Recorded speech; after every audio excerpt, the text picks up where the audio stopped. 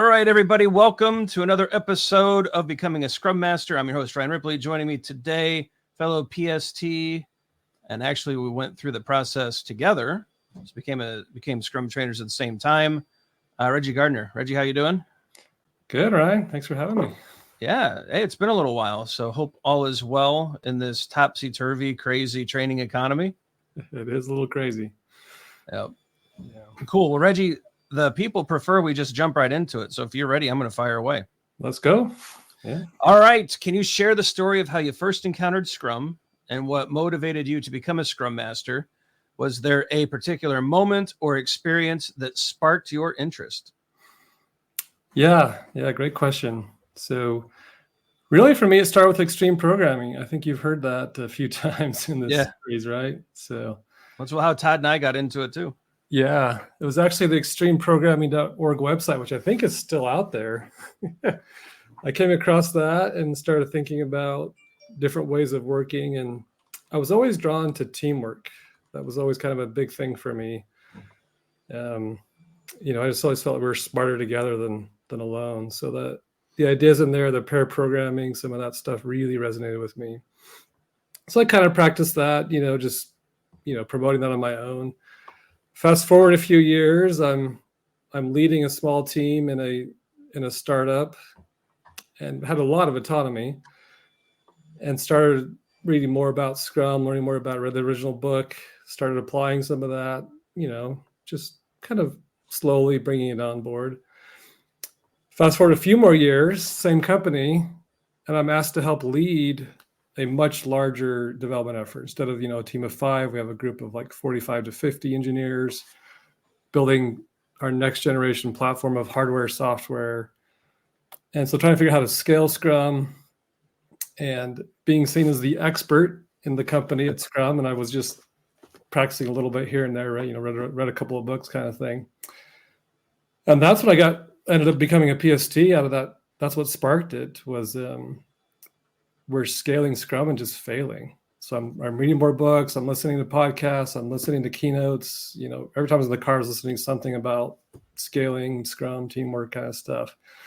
Reading books, did a bunch of training with different groups, and it was Scrum.org that really helped me understand what we needed to do. So that's kind of how I got into it. Nice.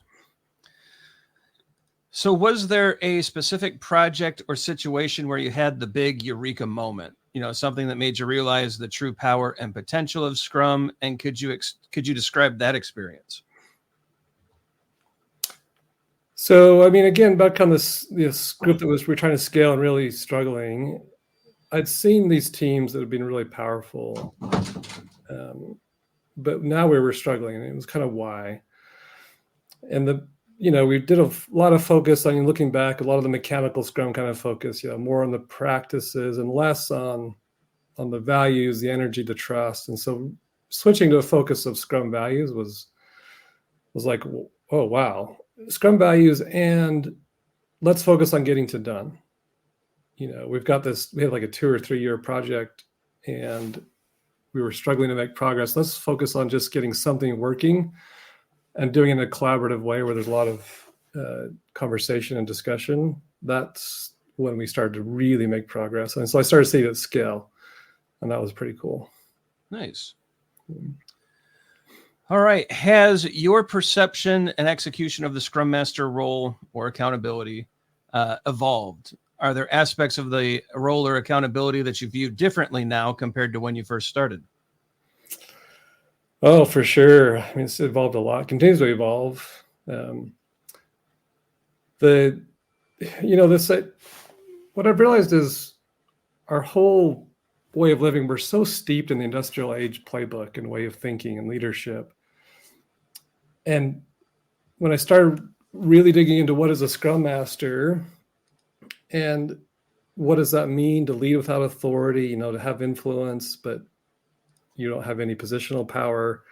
You may not have any, technical knowledge that's not my case because I came from a background as a developer and I've been able to, usually at least, have some idea of what the team's working on and how to develop software. But, what do you do when you just don't know the domain? You don't know what people are doing day to day, but how can you help them come together and facilitate the environment of high productivity, high collaboration, creating the most valuable stuff. So, I can look back and see the elements of when I was beginning, kind of being more Scrum police, interested in, you got to do it exactly this way versus, evolving to, how can I put on a facilitator, go to facilitator mode and really help us work through conflict or work through why aren't we collaborating? Why are we going so disjointed?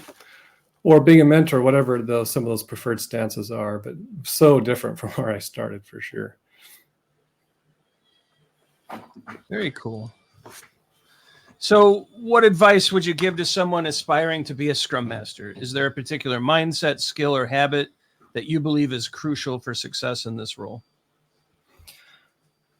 Yeah, going back to that, kind of industrial age thinking, it just permeates everything. And so when I see Scrum Masters really struggling, I see a more interest in trying to control teams, be at the center, right? Be the decision maker, kind of make it all about them. And it really has to be not about us as the Scrum Master, as a coach. It's got to be about the team and what does the team need.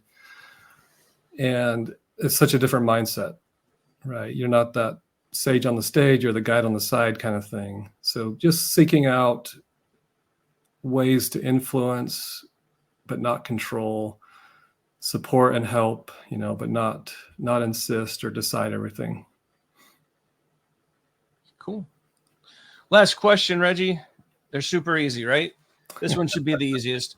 What is the one book every Scrum Master should read? And you do not have to say Fixing Your Scrum.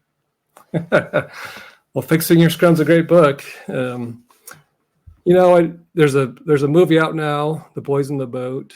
It's based on a book that's one of my favorites. It has nothing to do with Scrum or Agile. It's a story of a rowing crew in the 1930s, so way before Scrum, Agile, technology world stuff. But such a story of a team learning to work as one, and the trust issues they had to overcome, especially, the main character, his life was just so rough. And so having to overcome his internal struggles and learn how to trust his teammates and be there for them. It's just such a story of trust and collaboration and triumph. So I would recommend that one. And, the movie's pretty good too, but doesn't go quite as in depth, of course.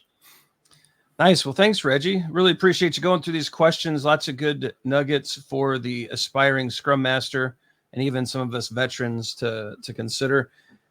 Anything you want to share with the audience before we wrap this one up? Oh, there's just so much power in teamwork. And so just think about ways to unlock that, unleash that, and let go of the old ways of thinking. They're not helping you. So Reggie, if people want to reach out and talk to you more about shedding that industrial age thinking and being more progressive in leadership, how can they do that? LinkedIn's a great way to contact me. Cool. So we'll put your LinkedIn profile in the description so people can check that out. Awesome. Right, Reggie, we appreciate you doing this. And for everyone else, we're hoping that you're enjoying this series. Be sure to like and subscribe and so you never miss an episode. Check out the videos that are popping up. It's more interviews with awesome people like Reggie, along with some free courses that Todd and I have put together. Be sure you're hitting that subscribe button so you don't miss any of these new series coming out. And for Reggie, I'm Ryan. Go forward, do some great Scrum things, shift your mindset, get some things delivered. Check out the resources. Definitely hook up with Reggie. He's a great trainer, great PST, great Scrum Master. You'll learn a lot from him, and we'll see you next time.